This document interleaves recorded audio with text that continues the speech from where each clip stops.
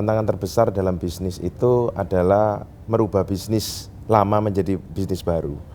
Itulah yang saya geluti sekarang di logistik, di mana transportasi menjadi urat nadi ekonomi Indonesia, dan ini yang kita harus pertahankan. Dan tantangan terbesar adalah mengelola SDM logistik tersebut.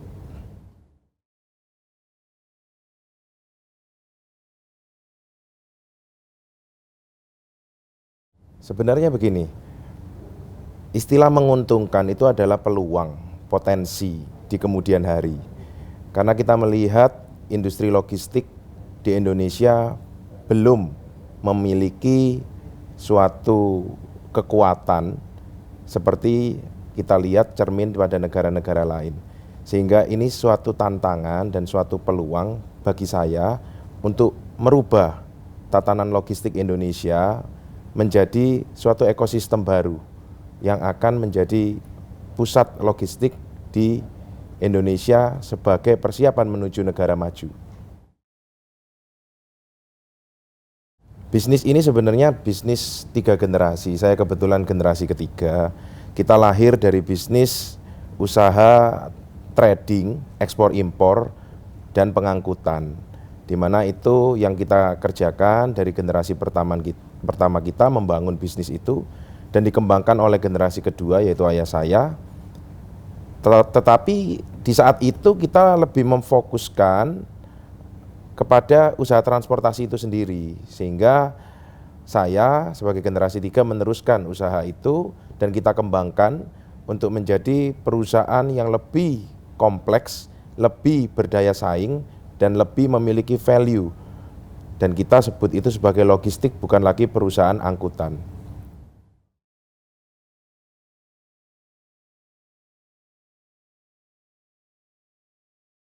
Sebenarnya usaha transportasi ini terbagi menjadi klaster-klaster akibat daripada perizinan. Kenapa kita mengklasifikasikan perusahaan-perusahaan kita di bawah naungan Raja Wali Group? Itu karena faktor oleh perizinan. Sehingga Putra Raja Wali Kencana fokus di pada komoditas, finish good, barang jadi, infrastruktur, building material, dikarenakan perizinan-perizinan tersebut dulunya saat kita mendirikan perusahaan ini belum berkembang. Dan sekarang perizinan di tahun 2015, 2016 itu sudah berkembang menjadi izin multimoda.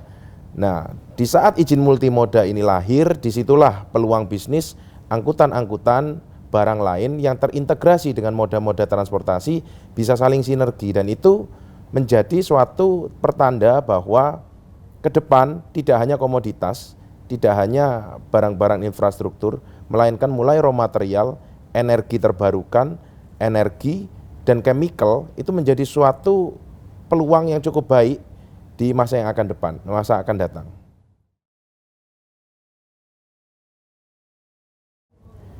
Kita memiliki suatu mindset yang berbeda dengan perusahaan lain, di mana di perusahaan lain kompetitor kita masih mengedepankan bisnis hanya dengan cara menjalankan bisnis, sedangkan kita mengembangkan bisnis. Maksudnya apa?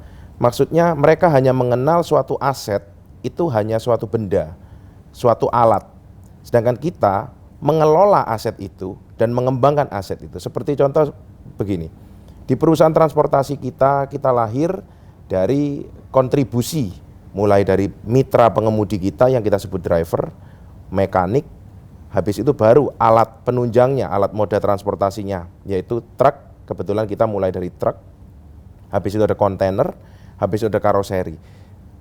Kesemuanya ini kita integrasikan menjadi satu, menjadi suatu aset yang kita kelola, yang kita sebut selalu menyebutkan manajemen aset. Inilah yang memiliki daya saing dan memiliki kontribusi di dalam menentukan arah kebijakan manajemen. Jadi bukan kita hanya peduli terhadap bagaimana truk kita berjalan, bagaimana truk ini menghasilkan revenue, tetapi bagaimana semua aset kita berkontribusi untuk menghasilkan revenue dan mengembangkan bisnis untuk menjadi lebih besar dan menjadi lebih kompleks. Karena tidak ada gunanya bisnis kita jalan dengan asumsi truk itu jalan, tetapi turnover mitra pengemudi atau driver itu tinggi sekali, atau kesejahteraan, kenyamanan, dan safety itu tidak diperhatikan, otomatis itu hanya menjalankan bisnis, tidak membangun bisnis. Kenapa? Karena kita akan terjebak di dalam suatu hal yang kita sebut SDM, pengelolaan SDM. Itu yang saya selalu melihat tantangan itu saat pertama kali saya menentukan pilihan mengembangkan bisnis transportasi. Tantangan itu adalah SDM itu. Kenapa itu menjadi suatu tantangan di dulu sejarahnya itu karena kita lahir dari penjajahan Belanda, di mana kebodohan, kemiskinan itu sudah melekat dalam historical sejarah kita. Tetapi kita melihat memperlakukan SDM itu tidak bisa dengan cara kita hanya mempekerjakan dan memberikan upah kepada mereka, tetapi harus memberikan pendidikan, kecerdasan. Karena suatu keyakinan, ide dan gagasan kita kalau tidak diimbangi dengan kecerdasan, bukan kecerdasan pimpinan, bukan kecerdasan manajemen, tetapi kecerdasan semua aset kita. Itulah yang saya yakini, maka di kemudian hari ini akan berkembang. Kita bisa lihat sekarang istilah-istilah baru di dalam dunia ini ya, ada artificial intelligence. Itu kalau dalam bahasa Inggris, kita bahasa Indonesia kan tuh artinya apa? Kecerdasan aset sebenarnya. Bagaimana kita bisa mengelola aset? Aset, kita mengenal aset bergerak dan aset tidak bergerak. Aset, kita bilang aset produktif dan aset tidak produktif. Tantangan itu yang saya melihat bagaimana merubah semua aset itu jadi produktif. Lahirlah di zaman milenial sekarang, itu kita sebut digitalisasi. Sehingga turunan manajemennya namanya artificial intelligence. Itu sebenarnya dari dulu kala sudah bisa dikembangkan, sudah bisa diolah. Kenapa? Karena lahirlah SOP dan ISO itu untuk menuju ke arah situ. Tetapi banyak pengusaha hanya fokus kepada menjalankan bisnis, tidak mengembangkan bisnis itu. Tidak berpikir sustainability development-nya dalam 10 tahun, 15 tahun ke depan. Itu yang saya lihat tantangan itu. Kenapa? Karena SDM di Indonesia yang bisa memperbaiki dan merubah dan bisa mencerdaskan SDM di Indonesia, itu yang akan menjadi pemenang.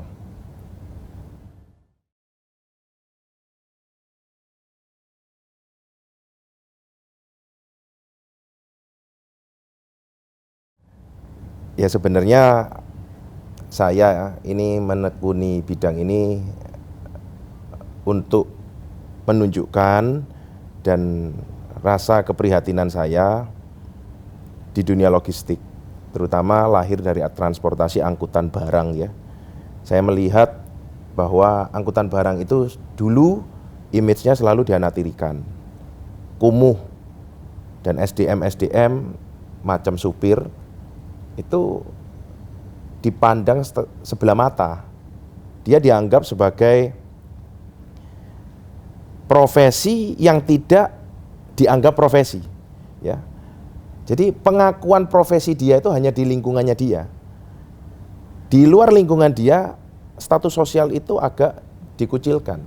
Sedangkan saya melihat ini suatu hal yang sangat memprihatinkan, dan rasa saya tergerak untuk ingin memajukan logistik di Indonesia. Itu karena memang saya mempunyai cita-cita, bisnis logistik inilah salah satu kesempatan untuk bisa memberikan kesejahteraan kepada banyak orang dengan skala besar. Karena bisnis logistik tidak akan pernah tergantikan dan selalu melibatkan manusia sebagai penggerak. Mungkin di bisnis lain, digitalisasi bisa digantikan oleh komputer, oleh robot. Tetapi saya meyakini bahwa di bisnis logistik inilah kesejahteraan penentuan negara ini, pertumbuhan ekonomi dimulai. Karena dengan logistik yang handal, dengan mitra-mitra pengemudi atau profesi driver yang cukup baik, status sosial yang bagus, saya rasa ekonomi Indonesia ke depan sudah pasti akan lebih maju. Dan Indonesia mau menjadi negara maju ke depan pun sangat ditentukan oleh kesejahteraan. Yang bisa memberikan pekerjaan, lapangan pekerjaan dalam jumlah besar itu logistik. Karena komponen logistik itu cukup besar. Itulah yang saya impikan. Selain itu cita-cita saya sebenarnya cukup simpel ya. Cita-cita saya ya ingin mengembangkan bisnis ini dan tidak mau legacy dari orang tua saya, dari kakek saya itu punah atau sirna. Saya punya suatu pemikiran yang mungkin agak bertolak belakang dengan pemikiran orang lain ya. Karena saya merasa generasi satu itu sudah capek-capek membangun dan bisa menghidupi generasi kedua, dan generasi dua itu dia mengembangkan untuk diwariskan di generasi ketiga, dan jangan sampai di generasi ketiga kita meruntuhkan. Oleh karena itu kita percaya bahwa generasi lewat generasi itu harus selalu mengembangkan ide, gagasan di eranya mereka, karena setiap era, setiap generasi itu tidak sama. Tidak semua ilmu, pengetahuan ataupun pengalaman di setiap generasi itu bisa dipakai. Kenapa? Karena setiap era itu pasti ada tantangan, peluang dan hambatan. Dan solusinya berbeda dengan solusi di era-era dulu. Kenapa? Karena pengembangan baik di lingkungan, di industri, di kehidupan sosial, budaya, norma, itu selalu beradaptasi dengan manusianya, populasinya. Semakin banyak populasi, semakin cepat suatu era itu akan bergeser. Itulah yang saya mau terus kembangkan, dan saya juga akan berpikir mewariskan juga ke generasi-generasi saya berikutnya. Jangan sampai sirna, jangan sampai bisnis yang sudah dibangun oleh keluarga saya itu hanya putus rantainya di saya. Itulah salah satunya kita dari Family Business juga menjadi perusahaan go public, karena itu cita-cita saya di dalam membangun bisnis. Jadi kalau mungkin di sebagian orang bisa dikatakan itu visi ya. Kalau visi terlalu berat, mungkin banyak orang nggak ngerti kalau bikin bisnis itu visi itu apa gitu ya. Visi itu ibarat cita-cita, pencapaian apa yang mau dicapai. Cita-cita saya dari tahun 2006 waktu itu, saya mulai kerja itu 2003, dan 2006 saya sudah membuat blueprint bahwa saya akan go public di tahun 2020. Dan puji Tuhan memang itu tercapai. Semua blueprint yang saya bangun, semua kesabaran dan keyakinan dan gagasan saya itu benar-benar bisa terwujud.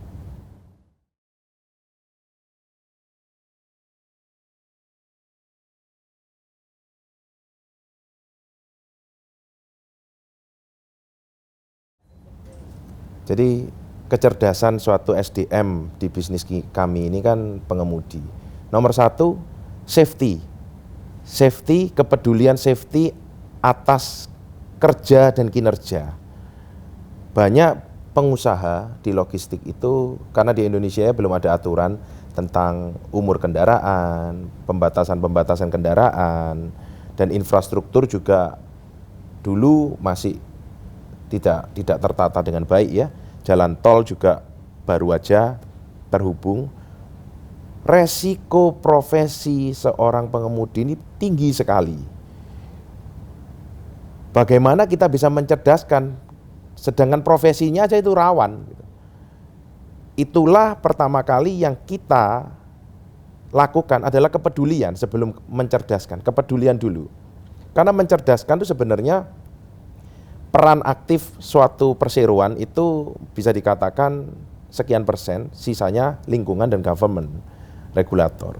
Tetapi dengan kita memberikan kenyamanan dan kepedulian terhadap, kita memberikan suatu kendaraan yang layak, terus kepedulian mereka terhadap kehidupan mereka Seumpama contoh, anaknya ada yang pintar, kita beri beasiswa. Keluarganya, istrinya juga kita peduli. Kita ajak berhitung berapa kebutuhan dalam 1 bulan dengan profesi supir. Kepedulian ini dulu kita jalin. Lewat apa? Lewat komunikasi dan kekeluargaan. Itu kita bangun. Itu kita terapkan dari SOP kita dari awal, dari pertama kali merekrut sosok driver itu. Karena tidak bisa kita mencerdaskan kalau sosok drivernya atau sosok manusia pengemudinya ini sendiri dari lingkungan yang sudah tidak benar gitu. Tidak mungkin bisa itu. Oleh karena itu kita seleksi. Sampai dengan kepedulian itu sudah bisa kita lakukan, maka kecerdasan. Kecerdasan dimaksud apa? 1, SOP perusahaan. Mereka juga harus paham. Kenapa SOP itu dibentuk? Kenapa aturan-aturan itu dibentuk? Sebagian pengemudi awalnya sangat gerah dan menolak karena kalau bahasa Jawanya ngomongnya ribet gitu ya. Terlalu banyak aturan, di tempat lain nggak ada. Di tempat lain nggak ada. Kita salah satunya dulu tahun 2006, kalau nggak salah ingat saya ya, sebelum perusahaan logistik berkembang pesat seperti sekarang, kita ini perusahaan transportasi yang ISO pertama kali. Aturan nggak ada yang menyuruh ISO itu. Dan malahan saya mengurus pertama kali saya meng-ISO-kan, itu kos. Terus habis itu merubah nih suatu perahu besar yang tanpa aturan, saya rubah dengan banyak aturan. Itu pasti gerah. Wah, ya demo di mana-mana. Supir saya demo. Tetapi perubahan itu harus dilakukan. Karena kita tidak bisa memberikan solusi tanpa antisipasi. Antisipasi itu harus kita lakukan dulu, baru sosialisasi, baru melahirkan solusi. Kalau tidak bisa seperti itu, tidak akan pernah ada solusi. Itulah yang akhirnya dirasakan sekarang oleh driver-driver kita. Bahkan driver-driver saya yang dulu, yang keluar karena gerah itu tadi, sudah banyak juga yang kembali. Gitu ya. Karena ternyata apa yang kita bangun, itu kita pikirkan untuk 10 tahun ke depan. Dan itu terjadi. Gitu. Sehingga kecerdasan ini kan suatu hal yang bisa kita katakan pendidikan ya. Pendidikan itu mungkin anak kecil belajar belum tahu dia nanti belajar ini untuk apa sih ya, someday itu akan terjawab. Itu yang namanya kecerdasan. Karena kecerdasan itu tidak bisa dicari, tapi harus kita lakukan dengan kesadaran. Karena suatu hari itu pasti akan bermanfaat.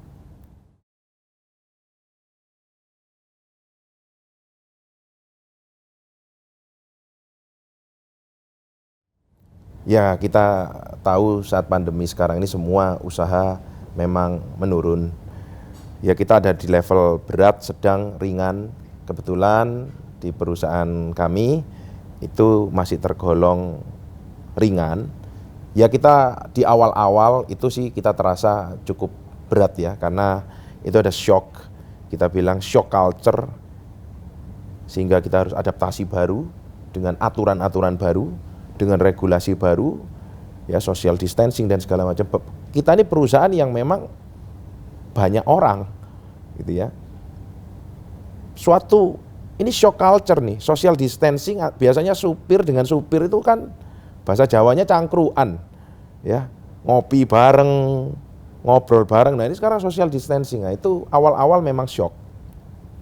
Ya tantangan-tantangan itu kita lewati, kita adaptasi pastinya, dan kita lagi-lagi memberikan suatu pembelajaran ke driver. Memang kita ini perusahaan yang selalu 5 langkah di depan, di mana perusahaan lain itu belum memikirkan remote, atau kalau sekarang ini ya zamannya orang itu digitalisasi, atau mungkin yang paling booming itu Zoom gitu ya, Zoom meeting. Kita tuh sudah lakukan itu 6 tahun lalu. Kita udah lakukan istilah remote, tidak perlu supir bertemu dengan back office, tidak perlu supir bertemu dengan marketing, supir dengan operasional, itu kita sudah lakukan dari tahun 2012.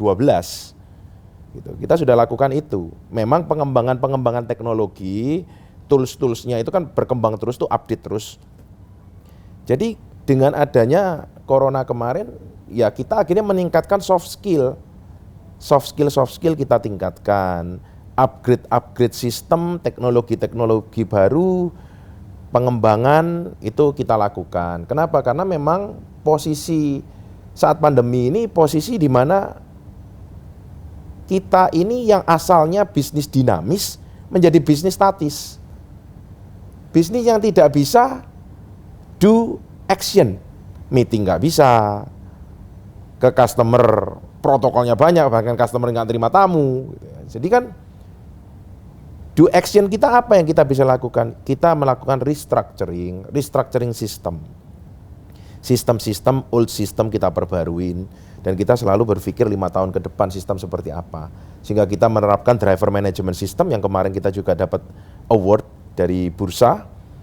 Jadi kita jadi pemenang juga untuk pengembangan internal sistem, supaya kepedulian, saya kembali dengan pernyataan saya, kepedulian, kecerdasan mitra pengemudi kita itu masih tetap kita lakukan meskipun di era pandemi. Sehingga supir-supir sekarang ini sudah bisa melakukan komunikasi jarak jauh dengan level top management. Jadi supir kalau ada kendala di jalan, ada kendala masalah, baik masalah safety, security, apapun, itu selalu real time dengan manajemen. Dan kita juga lagi mengembangkan lagi suatu bentuk aplikasi tentang informasi, berita, regulasi, dan safety yang update.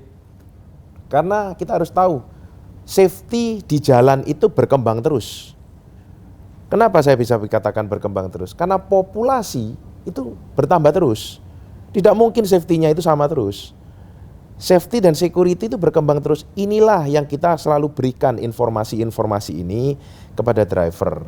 Dengan cara kita membentuk driver management system, supaya driver pun kita ajak, yang dulunya manajemen yang dinamis, sekarang ini kita ajak semua komponen yang saya sebut sebagai aset manajemen kita, itu dinamis.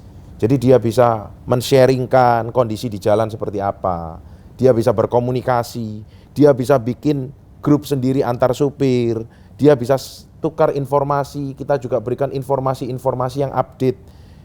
Ini yang breakthrough ini yang tidak pernah dipikirkan oleh pengusaha angkutan barang. Karena saya bukan lagi berpikir bisnis angkutan barang, tapi saya menciptakan ekosistem di bisnis logistik angkutan barang ini. Saya tambah 2 pertanyaan, Mas. Ya.